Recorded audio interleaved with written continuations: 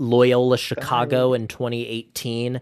They were an 11 seed that made it all the way to the Final Four. They were powered by a nun named Sister Jean. I will not elaborate more. You have to go look up Sister Jean. Was She is sorry, it's amazing. all of that true? Yes, it's true. Now, she wasn't on the team, but Loy but Loyola Chicago, Loyalist Chicago, Loyola which Chicago. Loyola, that sounds like a dentist practice, was led by a nun?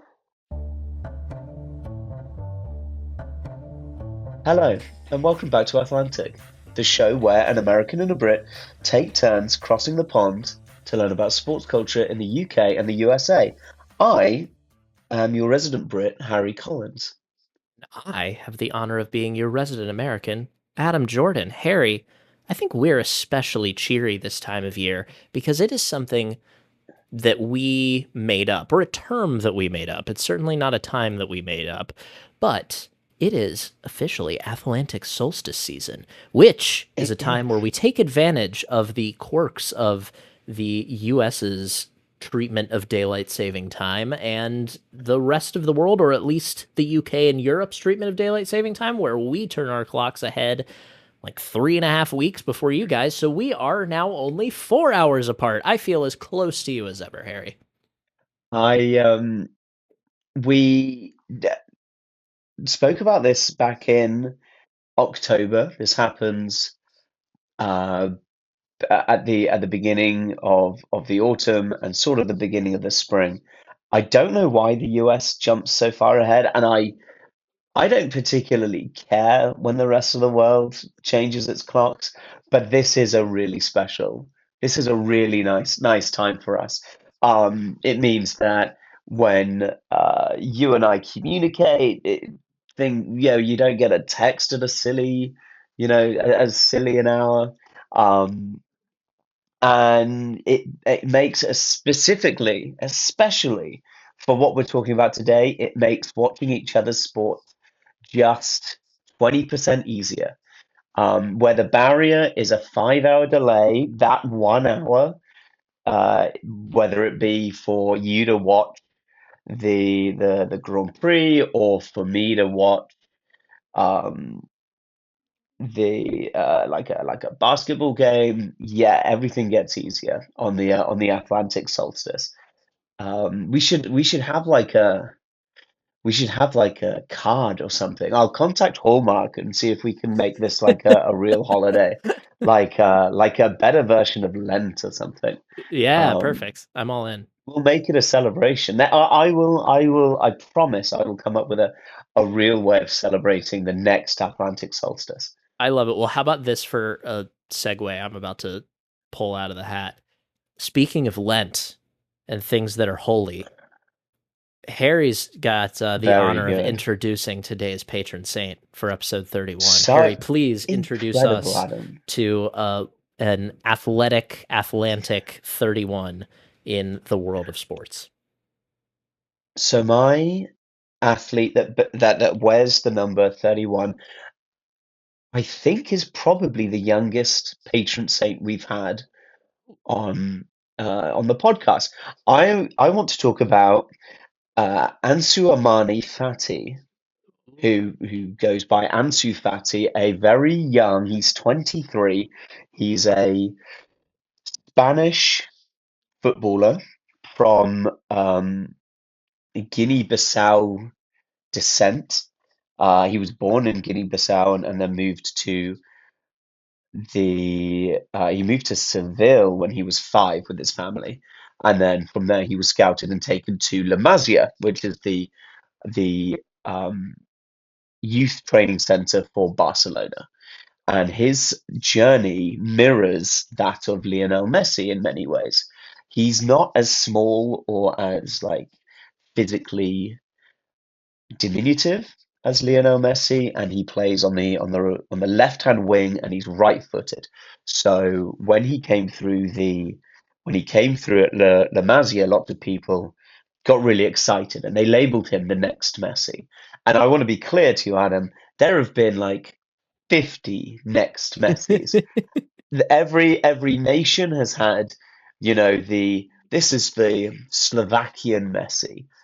This is just Ryan. Shout out to Ryan Gould, who plays in Montreal, I think, who was known as the Scottish Messi because at like 17 he played for Dundee and then he moved to Portugal. He's a FIFA career mode legend, and I genuinely, I'm just picturing Lionel Messi in a kilt now, and that's yeah, making me yeah, yeah, chuckle. perfect. And he'd look great in a kilt. He But would. Ansu Fati signed his first professional contract literally as early as legally possible in Spain. And then at age 16, he became the second youngest player in Barcelona history. He scored his first goal only a week after making his debut. Then his first couple of seasons at Barcelona, he was an absolute phenomenon. You know, this 16, 17-year-old player that nobody could touch. He scored in El Clasico. He became an instant Barcelona hero. And then he tore his meniscus in his left knee. And the injuries that befall such a young player who's stood on the bow wave of such pressure um, has completely upset what I think would have been an otherwise completely natural development of an incredibly talented player. Um, the This is a reason he's our sad patron, story, patron saying. Oh my this goodness. this is a sad this is a completely different type of patron saint. Number one, this patron saint, like episode 22, plays played for Brighton. He went on loan to Brighton Hove Albion. Now, Yes, he did. now, lots of people considered Ansu Fati to be the next best player in the world, and that nobody does anymore. He's now on loan at Monaco, and the fact that he came to Brighton and Hove Albion a couple of years ago was like shocking. And the thing Crazy. I is, remember when it happened. unfortunately, yeah, and we thought, oh my God, we've signed the next, the player that's supposed to be the next Lionel Messi. We understood that he wasn't, that the injury had set him back, but the raw talent was still there, and he didn't really arrive in the right way. And I think he's one of those players that a lot of people root to get his career back on track to hit the heavy heights, the potential that everyone saw when he was so young. But what the reason I wanted him to be our patron saint, number one, as we've said many times, as soon as we got past like the number 20, we are running out of good we're running out of good athletes for my version of the patron saint. Number two, it speaks to and this is something that we're actually going to bookend later on with a slightly different question. It speaks to the legacy of the best players in the world and how insatiable we are to know who the next best player is going to be. And Ansu Fati is one of dozens of young players who have um, unfairly been saddled with such huge pressure, and I think it's uh, probably cost them a normal progression in their career. And I think we will get to talk about many, many more athletes in the body of today's episode, which you're going to take us through. In a few moments, we'll do the news, and then I'm really excited to talk about what we're getting into later on. But yeah, the patron saint for our episode 31 is Ansu Fati. What a lovely patron saint to bring up. And Yeah. yeah, it's an interesting illustration of a Hmm. tale as old as time within sports, as you mentioned, of trying to find the next great one. I feel like we've had so many strings of that in hockey for years and years. But without further ado, I want to go ahead and get into the news. And I know you've got some thoughts, but I think our first item is definitely the coming off of the last episode, the Grand Prix in Melbourne, the Australian Grand Prix, the first race of these new regulations, and we hyped it up. We talked about how it might be how it might be an opportunity to make the racing more exciting, and might be a way to draw in some new fans or re-engage fans that may have may have seen a little left to be desired from the previous iteration of racing, and my goodness, did it deliver. I was thinking about it the entire time. I watched it live. I stayed up late, and I was thinking about our conversation the whole time at the beginning because I was mesmerized.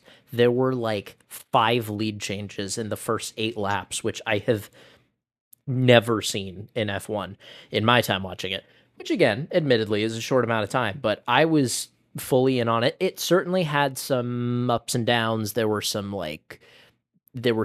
of those weird engine power unit issues where you just kind of like the teams trying to figure out how you charge the battery versus go with the internal combustion engine, and we don't need to get into all of that. I think a lot of people thought the boost was overpowered, but all I saw was really exciting, engaging racing for most of the way. So I don't know how much you got a chance to watch it, but I thought it was great.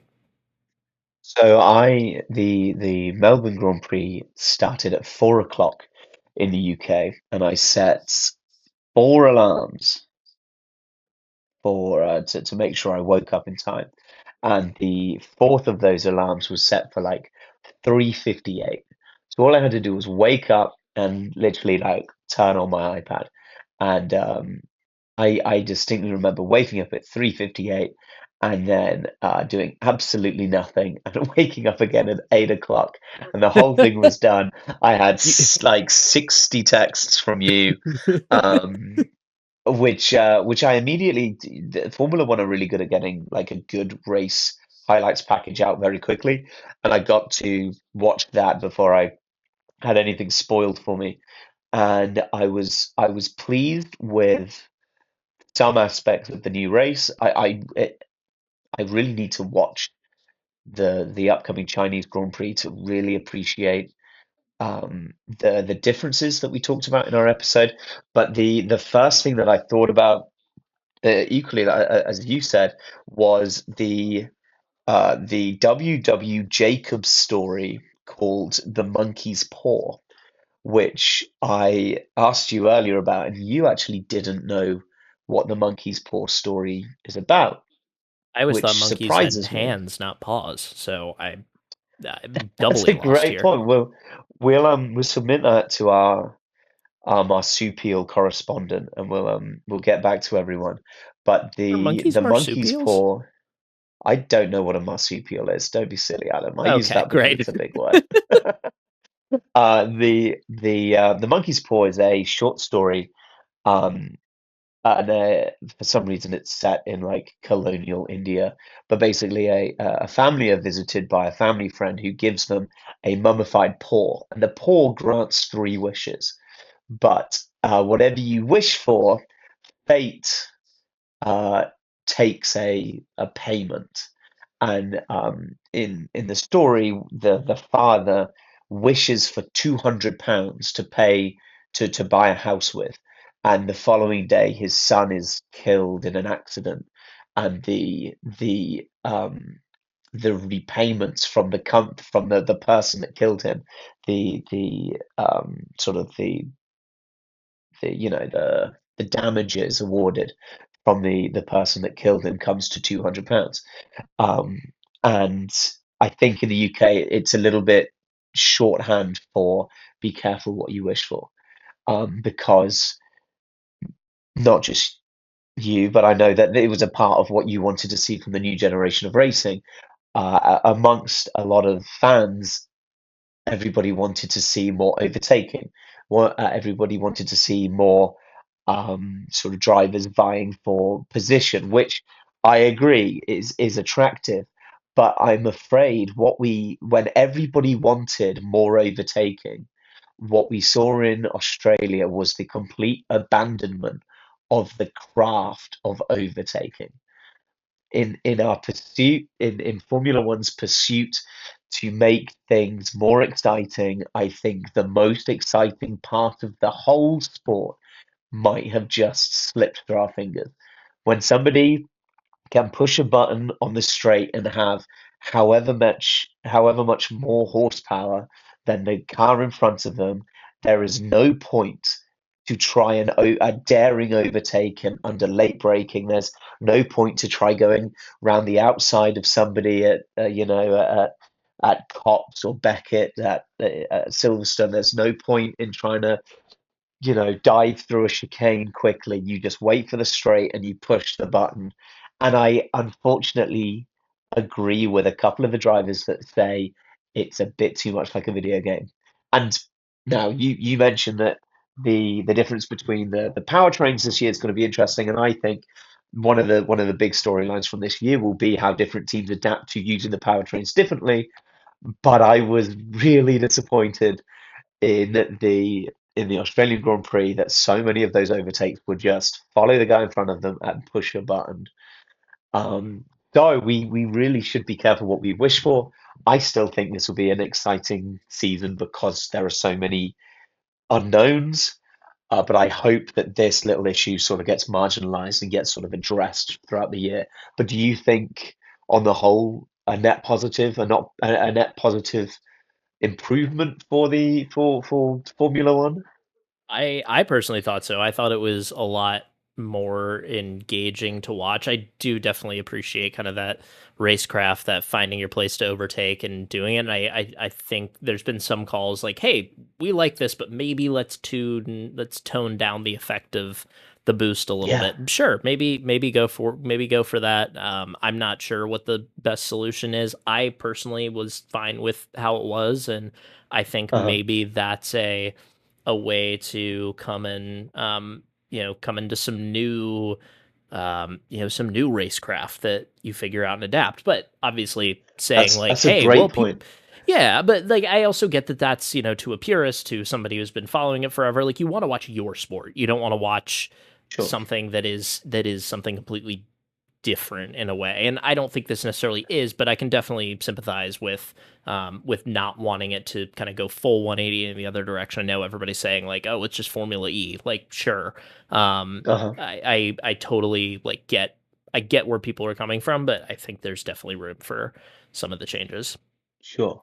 From one sport where the amount of excitement is kind of variable and hopefully it'll settle on something that's really engaging, we bounce into the main body of today's episode, something that you and I don't know if you remember this, you and I scheduled this to be an episode a year ago, and we delayed it deliberately to make sure that we could do this topic justice. This is something that I know is very close to your heart, Adam. What are we talking about today? I don't know if you even have fully grasped this, but I don't know that most British or European sports fans or other sports fans around the world that don't closely follow American sports fully grasp that we are about to, in about a week's time, embark on a 3.5 week sprint that is one of the most significant, most exciting times in all of American sports. Maybe you've heard the term March Madness before, but today we're going to really try to share the excitement and share what it is, what makes it so engaging, and what makes it so that everybody is watching TV during working hours for at least one specific week. This first week of March Madness, especially, nobody is getting any work done on that Thursday or that Friday because everybody is tuned in to March Madness. So I am very excited to introduce this to you. Basketball season, college basketball season's conclusion is one of the most truly exciting parts of the year. It's all of the things that we look forward to about the spring calendar, both in sports and outside of sports. March Madness is all of it. So, Yeah, cannot wait. We are about to have a field of 68 teams be narrowed down in just 3.5 weeks to one team that will be the national champion. it's it it's so exciting and it is so all encompassing and tactile, and also I think unlike we always use this as a touchstone. Unlike the NFL, which is like absolutely huge, but actually doesn't have great coverage over the US. There are so many states that have multiple markets that sort of monopolize so many people's attention. You have huge parts of the country that don't have major league teams. And if only there was a short form series that was talking about every major professional sports team and their cities in America. But I think what is amazing, specifically about like the college game and particularly about March Madness, is like the whole country has somebody to root for, Yeah. and It's it's everyone has a stake in it, and something that one of our um, somebody that you and I respect a great deal, TJ the American, who is a content creator over here in London, said about college basketball and college sports is everyone has like a personal connection to a team, whether or not you live there. And it can be, hey, they're your local team, or it's that's my alma mater. yeah. So I think college sports can be so personal, and this is the this I hope this might be the best version of that. Totally. College sports is the close. I don't know if we've directly made this connection before, but on the show, but college sports is the closest thing that America has to the culture of British sports, of European Yeah. sports, just because of that personal connection, like you're saying, rather than like, having a professional team that's in your town, in your small town, wherever you are, that is at a certain level. Like you have your local university, or you went to that university or college, Yeah. like you said, and you kind of forever have that connection. That said, there's only 68 teams in the field, so it's a True. limited field. It's not like while we'll probably make some comparisons in this episode to the FA Cup because they do go pretty hand in hand in terms of the style of knockout competition, Uh-huh. and just the vast breadth of who's in it.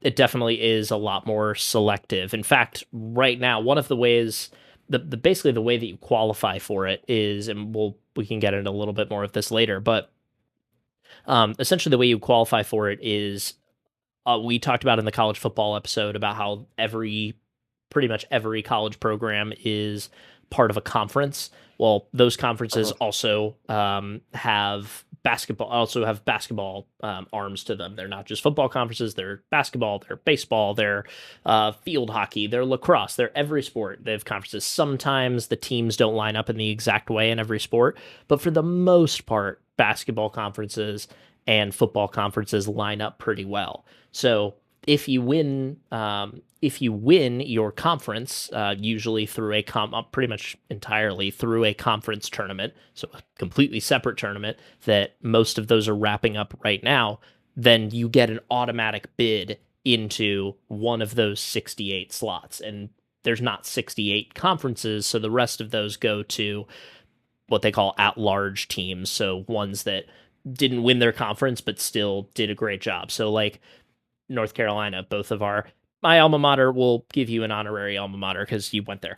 Um, we we aren't the favorites to win our conference tournament this year, but even if we don't, we've played so well that we'll definitely be in the field of 68 this year. So yeah, there's definitely a lot of excitement around it. There's some of these bigger schools like North Carolina, but then there's places that I'm sure you've never heard of. If you have, I will I will give you some amount of money that you deserve, depending on how deep the cuts are. But you'll get schools like Fairleigh Dickinson, SIU Edwardsville, Hofstra. Um, Trying to think of some others. UMBC, St. Peter's. There's all of these like schools that are tiny that most of America has never heard of, that are in Uh-huh. conferences that are known as mid majors, that capture the hearts and minds of the country, and everybody who's not a fan of the big school that they're playing rallies behind them and is so excited for that first game where hopefully they can knock off the big dog and then make a run throughout the tournament. So have you heard of any of the schools? If you have, like, please be honest. Absolutely not. But Okay, it good. I that was reminds afraid of me what I of talked myself into. episode one, where like the very first question I posed to you 31 episodes ago was, what do uh, the London, what is Tooting, the Metropolitan Police, and British Airways all have in common? They all play in the FA Cup, and boom, you mentioned two incredibly obscure colleges and one completely made up one. I'm absolutely certain you made one of those up. That all get to play, and you, to be clear, every college team uh, plays in a conference, right? Yes, in So basketball, yes. so everyone around this time of year, everyone could potentially make it to that 68 team bracket. Exactly. You could go in your Yeah. conference, depending on the conference, but most conferences, especially the smaller ones, you could go completely winless the entire season and you could get really hot. You could figure something out and win however many games are in your conference tournament, like maybe 5 or 6 at the most. Uh-huh. Win a bunch in a row. Actually, I think some of them have up to 7. Win a bunch in a row, win that conference tournament, and all of a sudden you're playing for a chance. You are one of 68 teams that can win the national championship. That's so cool. Now, something that I think people love about the FA Cup, I know I love about the FA Cup, is that we get to sit and watch a TV show where the teams are drawn against each other and you find out who you're playing, but you only find out who you're playing in the next game. Now, you've said that they all get put into 68 team a 68 team bracket, and that's based on their rank, their seeding, based on Yes. who's won their uh, conferences. So once the bracket is decided, can you see a team's prospective path all the way to the final? Oh, absolutely. And that is one of the most exciting parts of the whole thing. Honestly, my favorite part of March Madness, and I think most people's favorite part outside of like the Final Four and like the national championship time, is the week between Selection Sunday, which is, you guessed it, the day that all of the bracket is announced and all the teams are selected, through that following Sunday on the men's side, where you have the first round games happening on Thursday. Well, technically, the first round games happen Tuesday, Wednesday. Those are like the play in games, essentially. Uh-huh. Where, because if you do the math, a 68 team bracket does not make like an even split all the way down to 2. Like, you can't just divide that number by 2 a bunch. So they play what they call the first 4 with 8 teams. They have 4 games between those teams, and they essentially play to slot in some of those bracket slots. The first games where it's a knockout competition from a group of 64 down to 1 starts on that Thursday on the men's side. So you'll have Thursday, Friday are those second round games, even though the first round, and then you'll kind of have that next that the round of 32. You'll have that the next 2 days, and that time frame, that week, is the most exciting because that's when you can start to draw. Once you see the bracket drop, you can see all the paths. You can see, okay, North Carolina in the first round, we're playing Northern Iowa.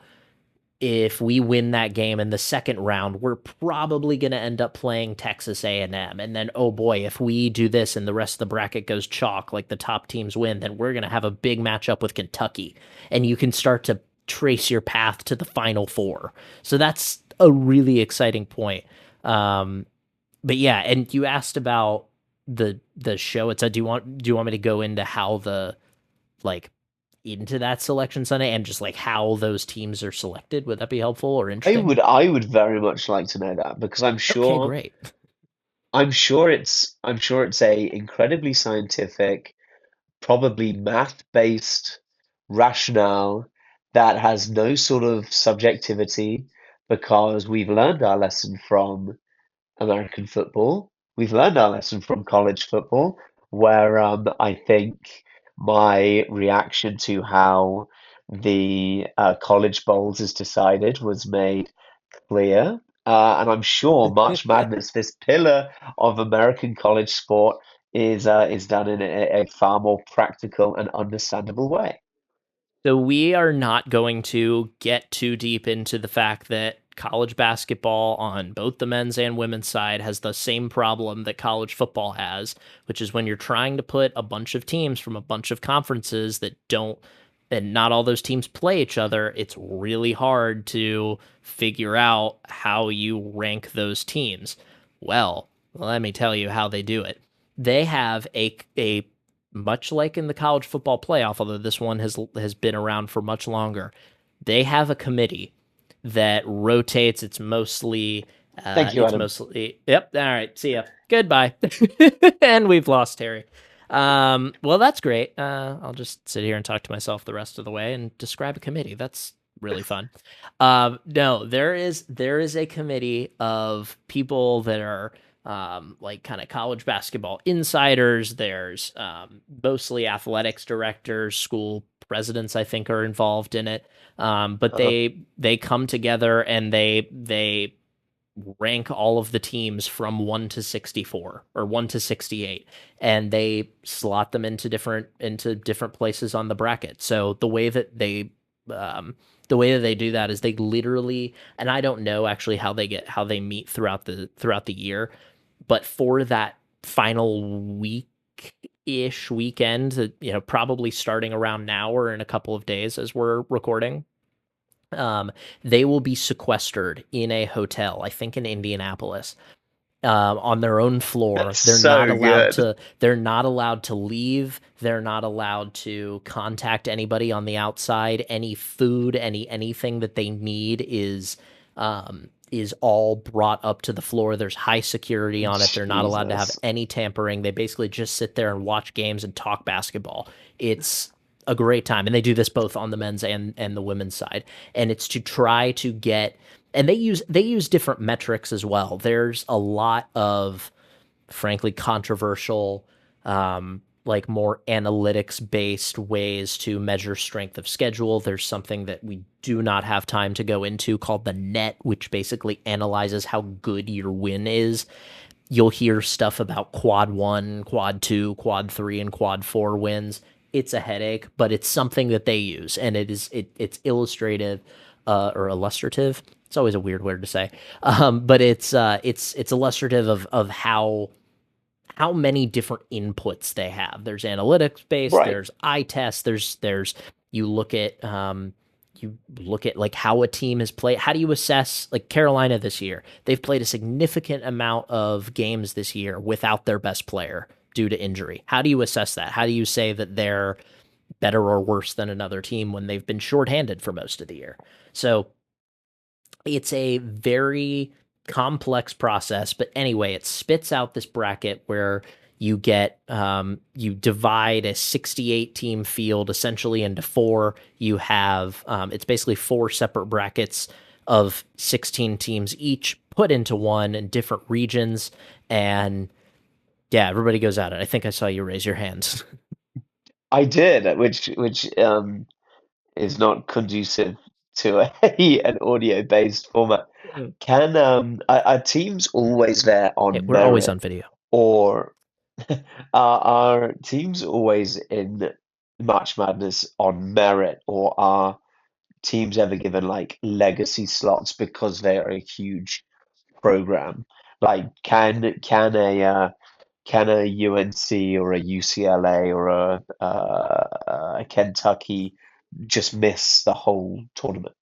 You are inviting the tinfoil hat wearing folks to flood our comments, but the answer is no. That said, it is hard to. These are humans making these decisions. They look at raw analytics data. They look at, again, there's other factors. There's that, they'll use like any human, like they'll watch the teams and see how they're doing as well. It's hard to take out human bias. You just can't eliminate it Of entirely. course. It is a part of Sure. humanity. So like, no, they're not supposed to do Uh-huh. that. It's not supposed they don't do it based off of like what would make the best matchup in the final four, what would make them down the Uh-huh. line, what would make the best matchup in the Sweet 16 and have a great rating for TV. That kind of thing, I'm certain that they don't do. They also are, I said, like, there's athletics directors, there's team like there's people that are on this committee that have vested interest. There was a huge controversy with North Carolina just last year on whether or not they should have even gotten into the tournament. They were the last Uh-huh. team in. They were I the remember. like considered the last team in, and there was huge controversy because the head of the selection committee was Bubba Cunningham, North Carolina's athletic director of athletics, and absolute like these I personally do not believe. I've actually had the pleasure of meeting Bubba Cunningham. I, he has a great reputation. I think most of these, pretty much everybody in that kind of space would operate with integrity when it comes to this.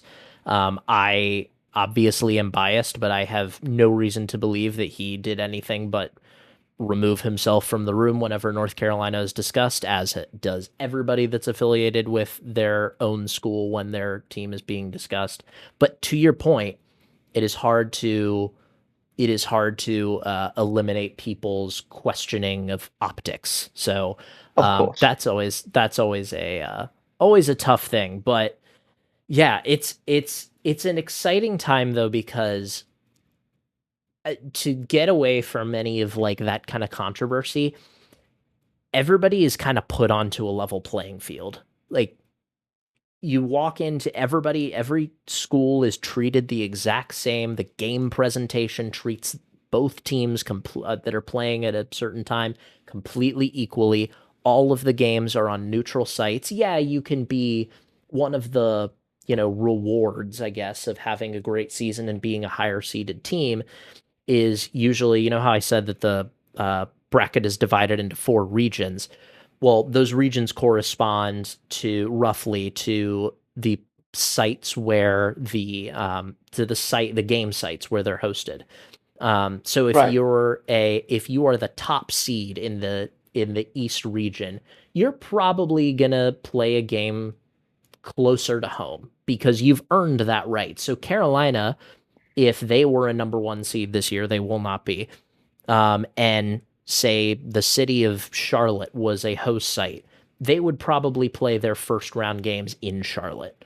And that's part Sure. of it. That said, yeah, there might be more Carolina fans there, but if Carolina as a number one seed is playing 16 seed Texas State, then or Texas Southern, as they did in 2017 when Carolina last won the national championship, they're treated completely equally. So everything is considered a neutral site. We're not doing home and home like we are in the FA Cup, or doing like or doing like a knockout where there's like an away, where Crystal Palace is going to Macclesfield and that game is at Macclesfield. Unfortunately, the Texas Southerns of the world don't get that luxury, but neither does North Carolina. Sure. Um, Now you alluded to this earlier on, and I want to pick at this thread a little bit. We keep referring to March Madness. Obviously, the March bit of that term goes without saying, but it's called Madness because we go from a 68 team bracket to a NCAA champion in how long? In just a span of about 3.5 weeks. So technically, it ends the first weekend of April for both the men and the women, but it's still March Madness. And the men and women's game run simultaneously? For the most, they offset by a day. So like the men's first Sure. round will start on I forget if yeah, the men's first round will start on a Thursday, the women's first round will start on a Friday. The final four Oh, will for the men, um will be on I think it's a Friday and a Sunday. Like the semifinal games in the national championship game and the national championship game on a Sunday. The On the women's side, it'll be like Thursday and Saturday. So, if a team was successful and got from, and one of the things I love about March Madness is that you have these terms like Sweet 16 and Final Four. If a team was successful and progressed through the 16 into the final, they would be playing a game every what, 3 or 4 days? Yeah, so Maybe a little bit more? essentially you play a game. It kind of a good way to think about it is there's basically just weekends. So on Thursday, so again, we'll take the men's tournament for example. The men's tournament will start on the first round games will be on a Thursday and a Friday. Half of the 64 teams that made it out of the first four, half of the 64 teams will play on Thursday. The other half will play on Friday. The round of 32 games will happen on the Saturday and the Sunday. So like they're playing every other day. Like if you played on Thursday, you're playing on Saturday. So you get a day off in Sure. between if you advance. And then you basically get the week. And then you travel to the next site, which will host Oh, another wow. weekend of Thursday, Friday, Saturday, Sunday. First round of that is the Sweet 16 because there's 16 teams left. The next round, the Elite Eight, because there's 8 teams left. Once those 8 teams play and you get 4 left, then you have the final 4. You have the break, kind of that week-long break again, and then you Uh-huh. start Friday, or you go Friday, Sunday, and make it all the way. Or actually, now that I'm thinking about it, I forget it's not Friday, Sunday. It's very famously Saturday, Monday, and then it's Friday, Sunday for the women's. The So anyway, so but we yeah, good. we keep drawing a comparison to knockout, perhaps Britain's premier knockout competition, but I think in terms of total intensity and the pressure to perform in constant do or die games in such a short window, we should not be comparing this to the FA Cup.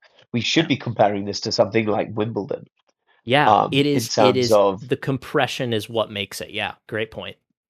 and I think the compression is what makes it is when you're watching it, it's absolutely 8/10 of the atmosphere in the stadiums is either the entitlement from the highly ranked teams who know that they have to swat away the Hogwarts team, and stroll through into the Elite Eight, or that minnow who has the opportunity to take a big scalp. It so long as the clock's running, there's possibility, and as Yeah, soon as the clock stops, one of those teams goes home, yeah. and their dreams are shelved for a year, and the other team gets to march on forwards. So when you mentioned these neutral grounds, do we have like traveling fans? Do the teams bring, like, do they get to bring their own atmospheres? Obviously, in the UK, we talk about away days, and the longest away day you would have to contend with might be, you know, 500 or 600 miles. But in America, obviously, we're traveling so much more distance. So how do we maintain atmospheres for teams that maybe aren't local, or is that not a problem because the mystique of the competition sort of carries that for us? I The biggest thing, honestly, is the if you're a big enough school, you'll have fans anywhere. Carolina will have fans anywhere they go. They could go and get shipped out to the West Coast to play their first round game. There will be Carolina fans there just because it's a big enough Sure. brand. There's enough people that have graduated from there.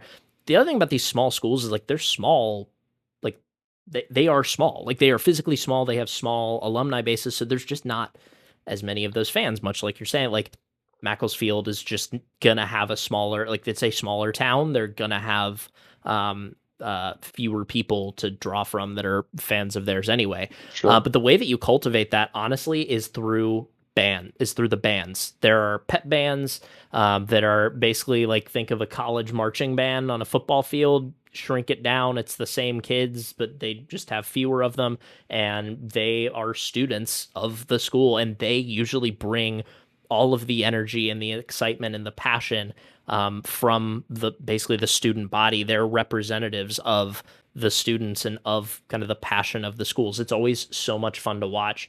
One of my favorite things that happens every year is those first four games that I was talking about. They the first four games, some of them are games for the 16 seeds. The 16 seeds are the ones that are going to go up against the absolute favorites to make the Final Four. Uh-huh. Again, think about it, four brackets, 1 to 16.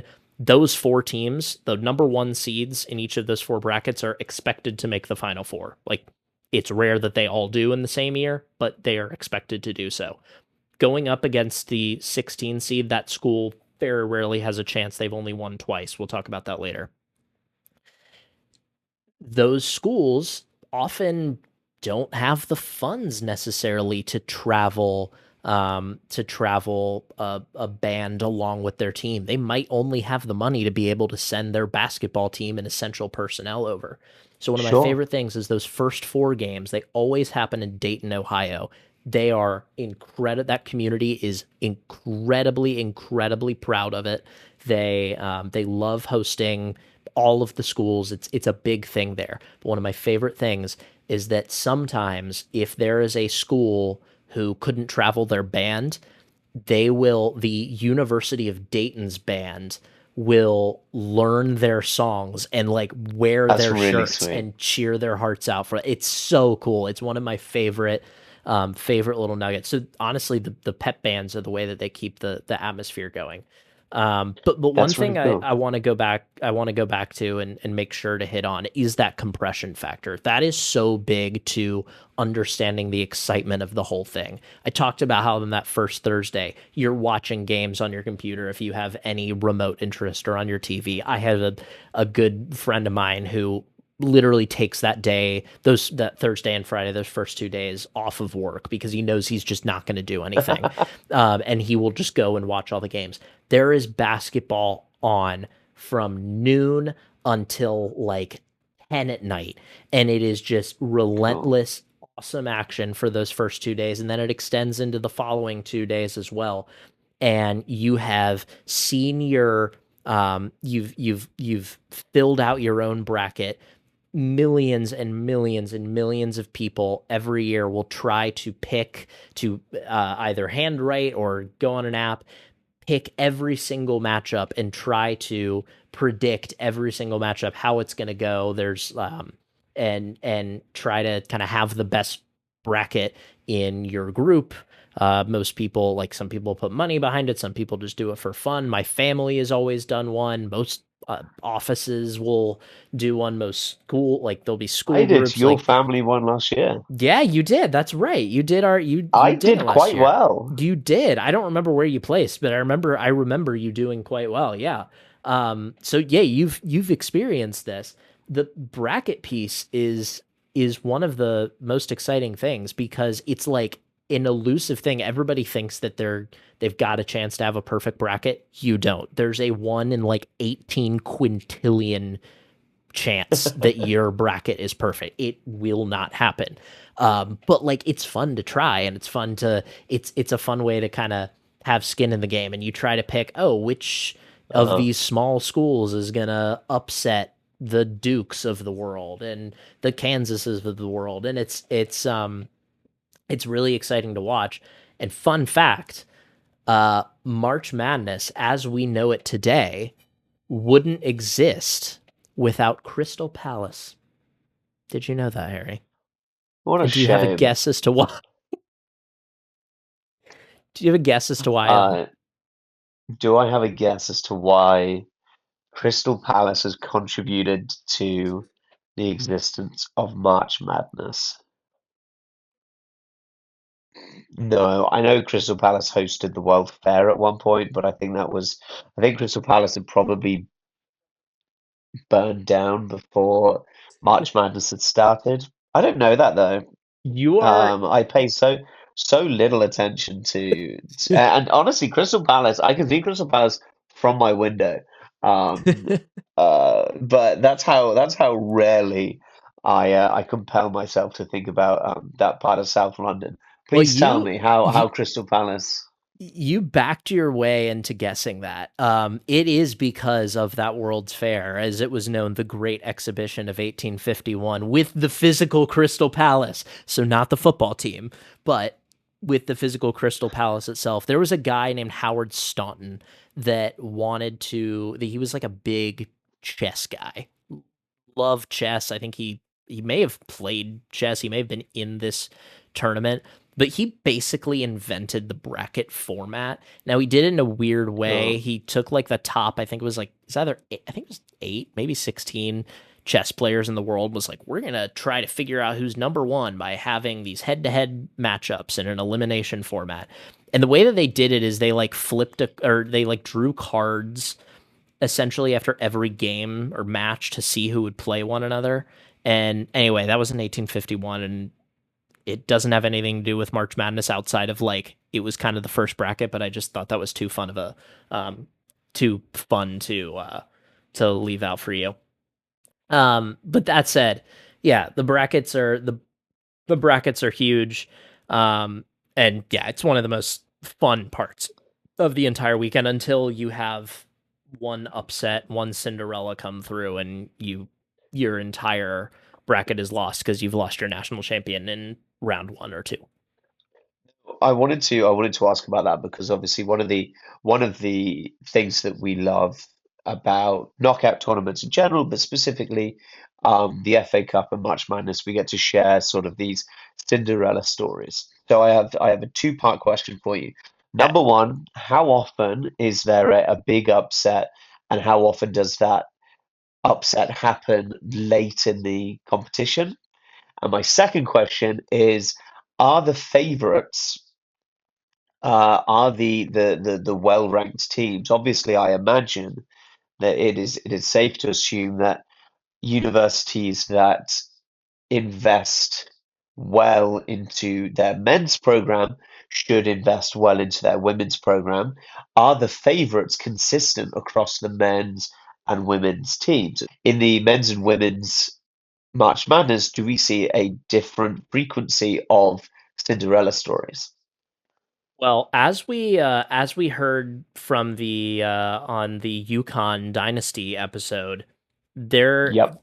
they have dominated the tournament for years. Now, there's been plenty of other winners. They've not come close to winning every single one or anything like that, but go back and look at that episode to see just how dominant they are.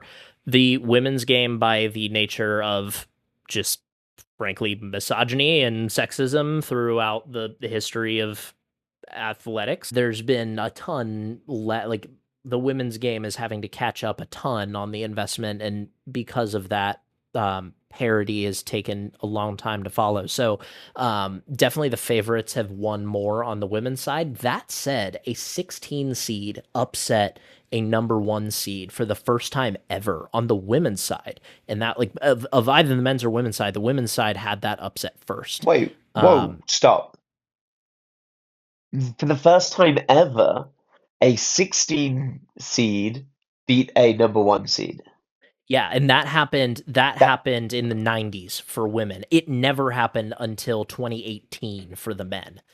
So like that's like a weird but in the decades this has been going on, since the 1939. first in the bracket, the 16 plays the one in the first round, right? Yeah, so there's That's how the it happens bracket is 4 stacked. times. Yeah, it happens 4 times every year without fail. And the 1 And seed has four times won. every year, the 16 seed in each quarter of the bracket plays the number one seed in each quarter of the bracket, and never before 2017 had the 16 seed beaten the number one seed in the men's game.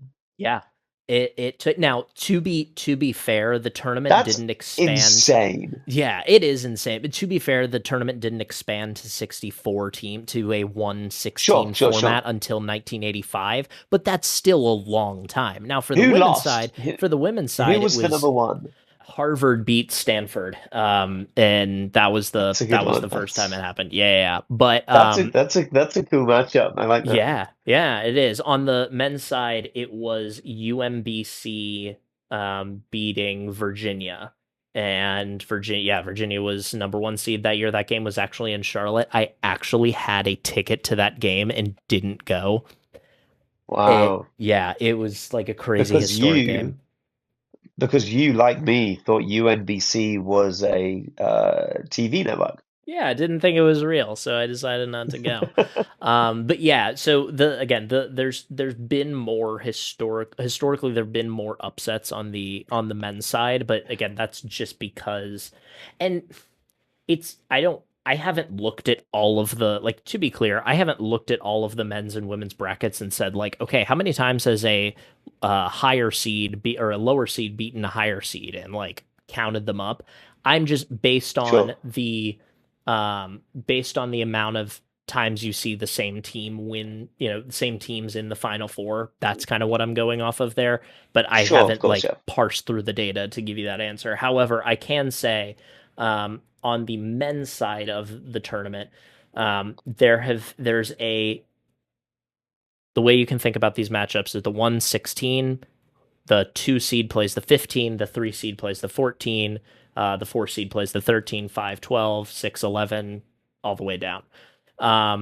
The a 5 seed will upset a 12 seed about 35% of the time. A That's 4 cool. seed will upset a 13 seed about 20% of the time.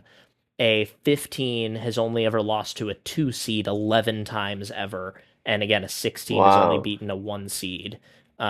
Just those 2 times on the men's side, and still only the 1 time on the women's side. So still incredibly rare.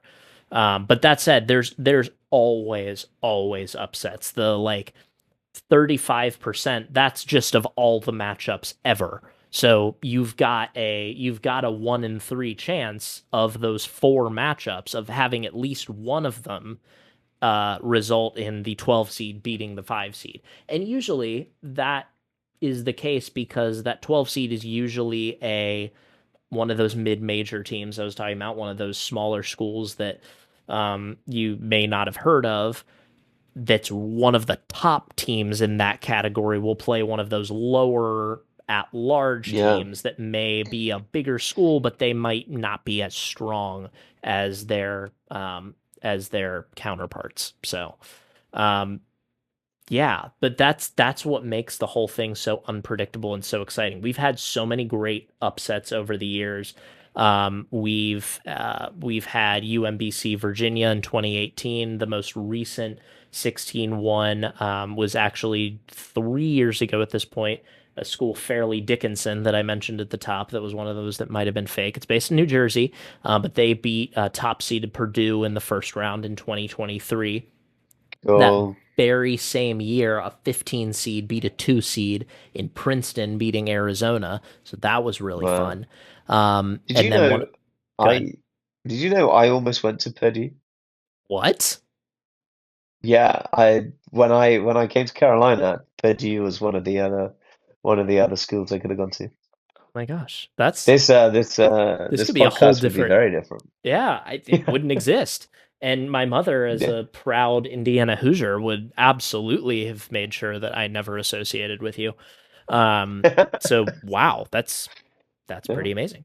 Some other ones we'll run through, some great stories to look up for if you're a Brit or anybody else hearing this that is wanting to sink their teeth more into. I would say some other great runs of, like, because you asked about how often does like one of these Yeah. teams win in later rounds.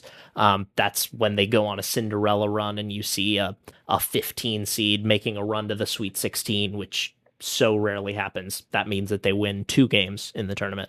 Um, Florida Gulf Coast is probably the first like big one in recent memory. That's a school that is, well, if you can't tell where that is, then I've got nothing for you. They were a 15 seed that advanced to the Sweet 16 in 2013. Their team was so exciting. They were known as Dunk City because they were just high flying players that would just throw lobs up and alley oops and slam dunks all the time. They were an electric team. They were coached by a coach who's now actually coaching in the ACC for SMU. You'll notice a lot of these coaches from these smaller schools end up getting hired for bigger jobs. St. Peter's is a small school. They're a 15 seed, and they were the first one to ever make the Elite Eight in 2022. Wow. So they won 3 games in the tournament. Were 1 game shy of the Final Four, which is we'll get to that in just a minute. But they were actually defeated by North Carolina. We ended their Cinderella run, and then the very next game we beat Duke in Coach K's final game, but that's neither here nor there. Loyola Chicago in 2018, they were an 11 seed that made it all the way to the Final Four. They were powered by a nun named Sister Jean. I will not elaborate more. You have to go look up Sister Jean. She is amazing. All of that true? Yes, it's true. Now, she wasn't on the team, but Loyola Chicago. Loyalist Chicago. Loyola Chicago. Loyola, that sounds like a dentist practice. Was led by a nun? Was led by a nun to the Final Four. Look it up. George Mason in 2011, a small school in Virginia, made the Final Four in 2006.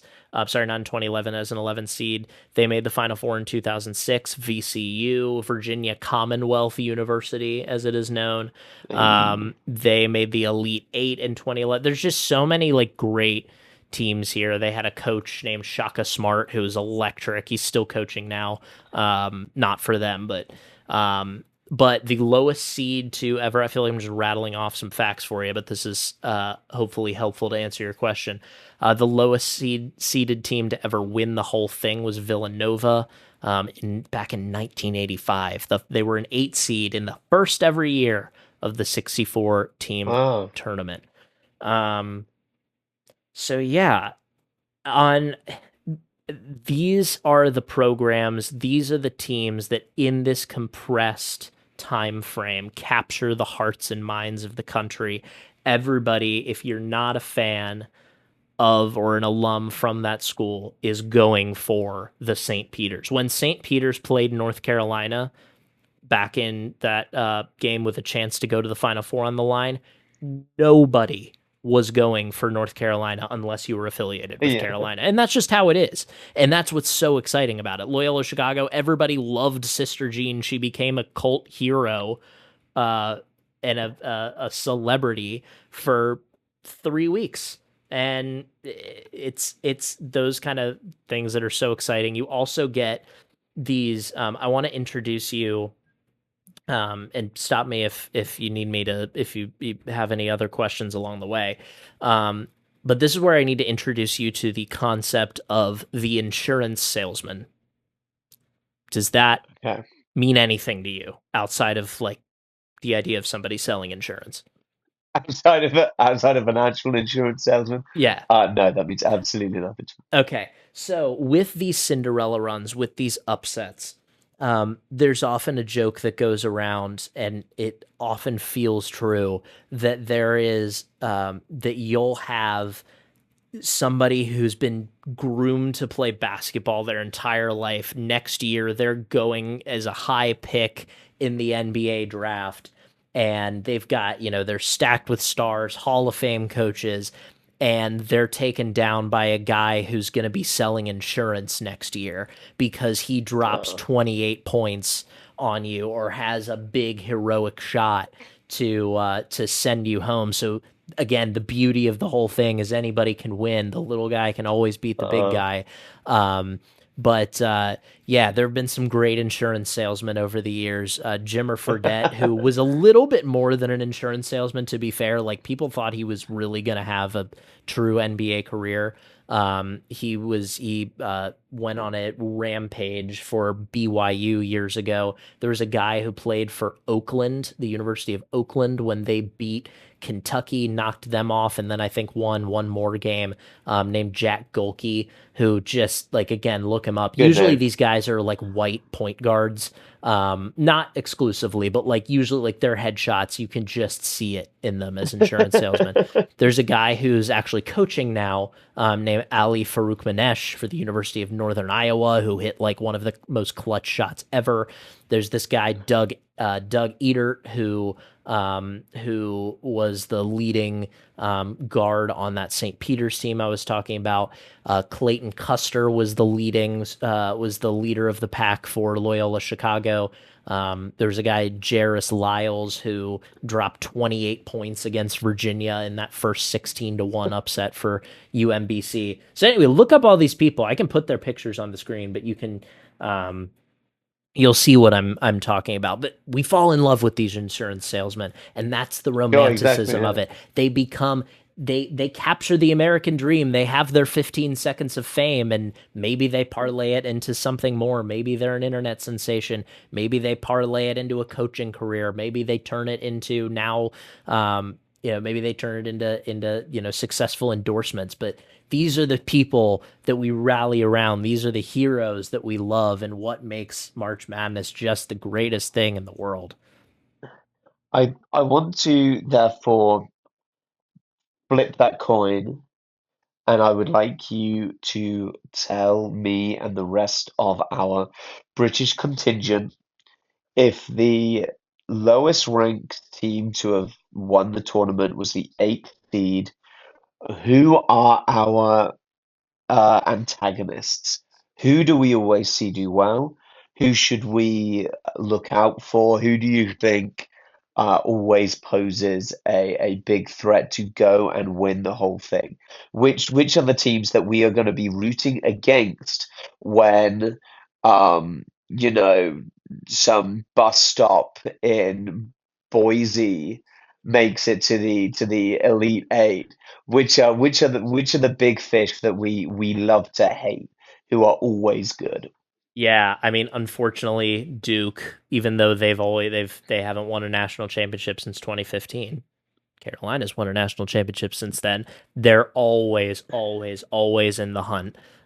Arizona, Michigan, UConn, especially, they've won like 5 or 6 national titles since like the 90s. We talked about the UConn women's dynasty. The UConn men's team has been exceptional as well. That program has been terrific for many years. And to your point of like, do the men's and women's teams often cross over as like elite and elite? UConn is probably the best example of that. Houston has been great for years. Michigan State, Kentucky, Kansas, um, North Carolina for sure. Although in the past few years, it's we've struggled a little bit more to be like at that top level. Yeah, Even though we have certainly made a national championship game in 2022, but these are the teams that are kind of everybody's. These are the big names that everybody's wanting to knock out, and Florida, you could put them in there too. There's a lot of like these great teams that are antagonists that everybody will be hoping um, lose before they can make the Final Four. And one quick note, I want to sure. mention the Final Four. Last piece is it's kind of a fun quirk. You were talking about atmosphere earlier. The in stadium, and I say stadium, not arena for a reason. Atmosphere goes completely out the window for the Final Four, the national semifinal games, and the national championship games for the women are so much more exciting environments because they play in an actual basketball arena. In order to sell more tickets on the men's side, they play it in a football stadium every year. They will a covered Wow. football stadium, like one with a roof. They won't play Yeah, it I didn't know that. outside, but they will. But every year they play it. Gosh, they've done this since the mid 2000s at least, maybe even earlier than maybe they did in the Wow, 90s. But yeah, to sell more tickets, they'll play.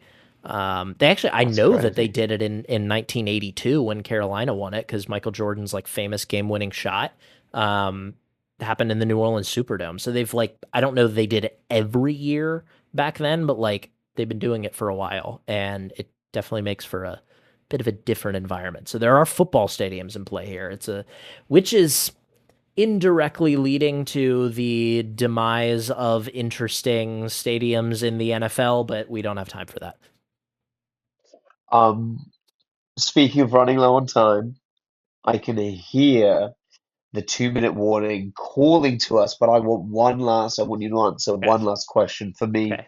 and the people of the UK. I want have you done your bracket yet? Have you written a bracket yet? No, so Selection You've not Sunday. because Yeah, we remember haven't had Selection Sunday. Yeah, Selection Sunday is this Sunday. I'm hoping to have this out at least a couple days before it. Cool. But when this is out, if you're My listening to this in real time, it will be this coming Sunday. my question is obviously we don't know the full 68 that's going to be on that bracket, but we have a pretty good idea of the big teams that will be. I just want your Adam Jordan on behalf of Atlantic. This will be our shared bet. Who do you think who's your favorite for winning both the men's and the women's this year? I refuse to say Duke. I will not do it. Even though they're the number one team in the country, I absolutely refuse. I will not They're do the it. number one team in the country. They are, unfortunately. Wow, but they Uh, haven't won since 2015. they haven't won since 2015. Wow. Nobody has done less with more than Duke. They always every year Yeah, all have I'm like hearing is just choking over and over again. yeah, Just every a year. team of uh, broken promises and failed potential Yes, every year since from 2015. And yeah, wow. hopefully this Thanks, won't. Durham. Yeah, I know, truly, and hopefully this won't age like milk this year, and they'll finally get over the hump, which like there's a very good chance they do, unfortunately. But like, yeah, nobody's done less with more than Duke. They always have like NBA lottery pick, like top picks. They have great talent, and they can't put it together in the NCAA tournament, which is just chef's kiss. We love it every year. Hopefully that continues this year. Otherwise, I will be a very sad boy. My pick on the men's side this year, I'm going to go with.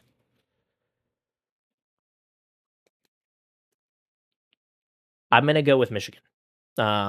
I'm going to go with Michigan. Cool. I think they're really solid. They lost to Duke earlier this year, in a like number one versus number three matchup, but like otherwise they've only lost one other time this year, so they're excellent.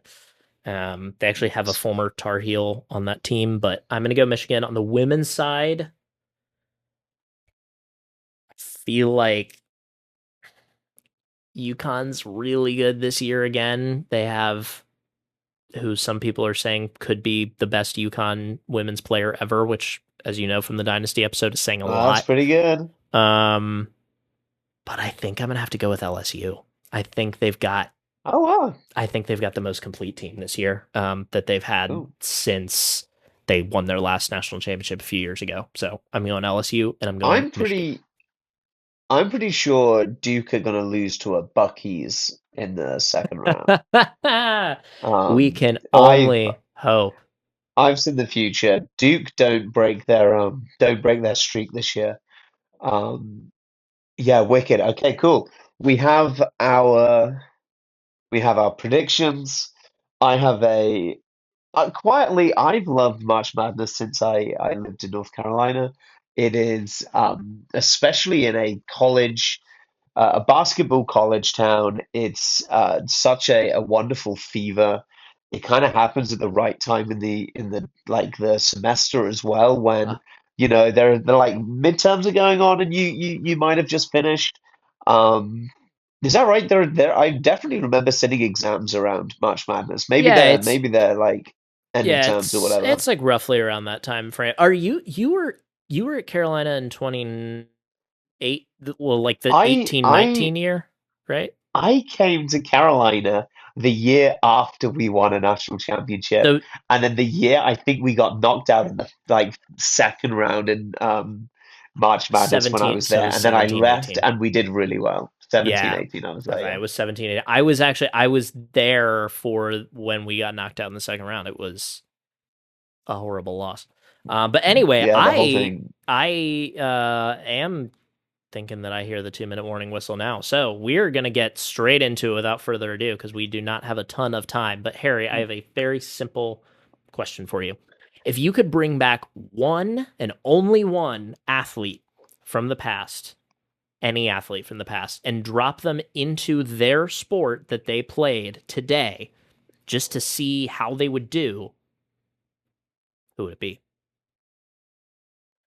This question is the this magical time travel question is the only way we can answer those generational gap comparisons. Yep. Would Senna be as good as Lewis Hamilton in the same machinery? We would never know because the cars in the 80s sucked compared to the cars of last year. I have half a mind to say Wayne Gretzky. Those are some incredible numbers, but and you know, he is so much further ahead than everybody else in hockey that he kind of makes a mockery of even keeping records in that sport. But I don't actually know how much that sport has improved. A So I ton. would I you see that's the thing, right? And you'd say that about any sport. So to use this power for good, you would have to I would want to answer the question is is Michael Jordan would Michael Jordan still work in the modern NBA? And I actually think probably not.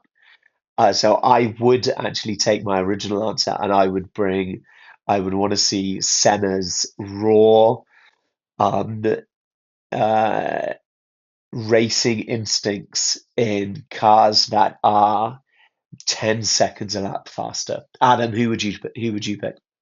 I would want to see how,